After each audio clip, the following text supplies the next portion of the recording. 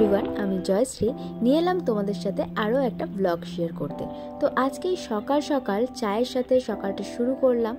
আর সারা দিন আমার কিছু পেইন্টিং কমপ্লিট করার কাজ আছে, তো তার জন্য আমি বসে পড়েছি এখন এখানে রং তুলি সব কিছু গুছিয়ে নিয়ে। তো তার আগে ব্রেকফাস্ট সব কিছু সেরে নিয়েছি। এবার দেখো যে আমি এই গাছকৌটোটায় হোয়াইট কালার প্রাইমার করে রেখেছিলাম আগের দিন, দেখেছো। তো এখানেই আমি এখন কালারটা সারবো। এই কুলো আর গাছকৌটোটা আমার কিন্তু কুরিয়ার করতে হবে না, এটা আমার লোকেশনেই, মানে আমি যেখানে থাকি সেখানকার লোকাল লোকেশনেই আর কি যাবে। তো হ্যান্ড টু হ্যান্ড এটা ডেলিভারি করে দেবো তার জন্য। তো আমার কাছে রিকোয়ারমেন্ট ছিল যে এই পুরো গাছকৌটোটা আর কি হলুদ আর লালের মধ্যেই করতে, আর গ্রিন কালার যেরকমভাবে মানে আমি প্রিভিয়াস যে আঁকাগুলো এঁকেছি তো তার থেকেই উনি চয়েস করেছিলেন। তো ওটাকেই আমি একটুখানি নিজের মতো করে চেঞ্জ করব, আরও একটু নিজের কিছু ইউনিক ডিজাইন দিয়ে একটু ইউনিক করার চেষ্টা করছি। তো ভাবছি কি করব, এখনও পর্যন্ত কিছু ঠিক করিনি, বেস কালারটাই এখানে করছি। আর করতে করতে চলে এলাম ওপরে, দেখলাম এখানে সুদীপ্ত এখন আমাদের জন্য চিলি চিকেন রান্না করছে। তো সেখানে চিলি চিকেনে আলু কেন জিজ্ঞেস করতে আমাকে বললো যে না, এটা পটাটো আর চিলি চিকেন একসাথে হচ্ছে। তো এটা একটা মানে ওর হয়তো নিজস্ব কোনো রেসিপি, আমি জানি না ঠিক কী হচ্ছে ব্যাপারটা। তো যাই হোক, আলুগুলো এখন ভেজে নিচ্ছে আর এদিকে চিকেনটা ম্যারিনেট করে রেখেছে। আর দেখতেই পাচ্ছ যে বড় শেফ রান্না করছে, কেমন হয় রান্নাটা দেখতে পাবো। মাংসটা 3 দিনের বাসি মাংস। তো 3 দিনের বাসি মাংস তুমি খাচ্ছ, তাও আবার বলছো? হ্যাঁ, আবার কি, আমি তো আজকে রোববার বাজারে যাইনি, আমি গত 3 দিন আগে 2 কিলো মাংস কিনে এনেছি। 2 কিলো মাংসের মধ্যে খাওয়া হয়ে গেছে, খেয়েছে এইটুকুনি আছে, আমি কি করে জানি। তাই আমার একটা বাঙাল বন্ধুর থেকে কীভাবে পচা জিনিসকে ভালো করতে হয় এটা শিখেছিলাম। তো আবার দেখলাম যে এখানে ক্যাপসিকাম, অনিয়ন সব কিছু ও কেটে রেখেছে, আর এখানে সুন্দর সুন্দর করে আবার জিঞ্জার গার্লিক আর লঙ্কাগুলো কেটে রেখেছে, ম্যারিনেট করেছে। যদিও এটাও ফার্স্ট টাইম করছে না, ও চিলি চিকেনটাই ম্যাক্সিমাম বাড়িতে করে থাকে।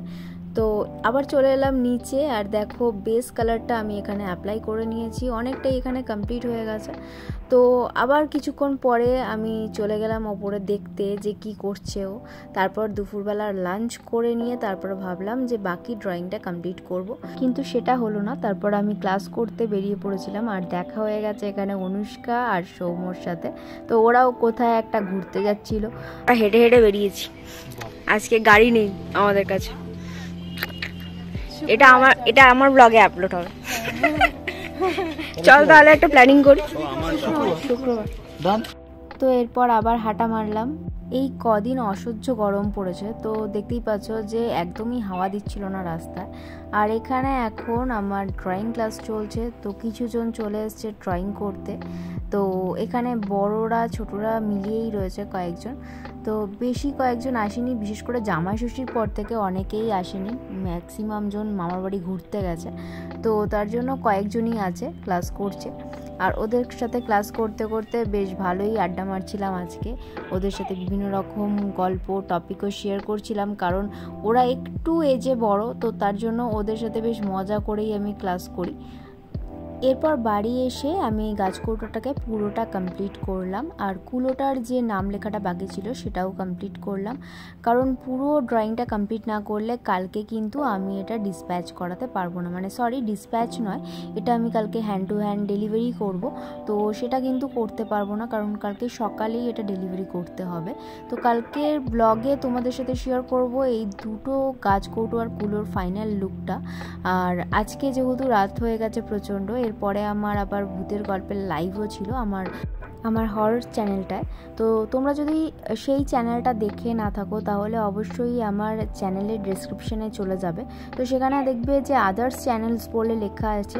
তো সেখানে আমার একটা ড্রয়িংয়ের চ্যানেল রয়েছে আর একটা ভূতের গল্পের চ্যানেল রয়েছে, যেখানে আমি সত্যি ভৌতিক ঘটনা কিন্তু শেয়ার করি। তো দেখো এখন আমি ড্রয়িং কমপ্লিট করে ড্রেস পরে রেডি হয়ে নিয়েছি লাইভ করব বলে। তো গাইস আমি এখন লাইভ করব।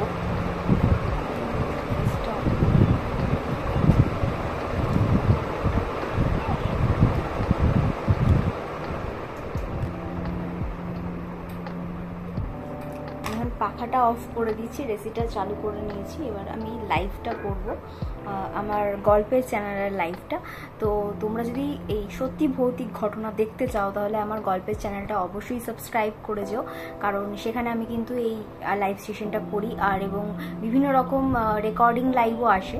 তো তোমরা যদি চাও তো সেটা কিন্তু অবশ্যই ভিজিট করো এবং গল্পগুলো শুনে জানিও যে কেমন লাগছে, ঠিক আছে?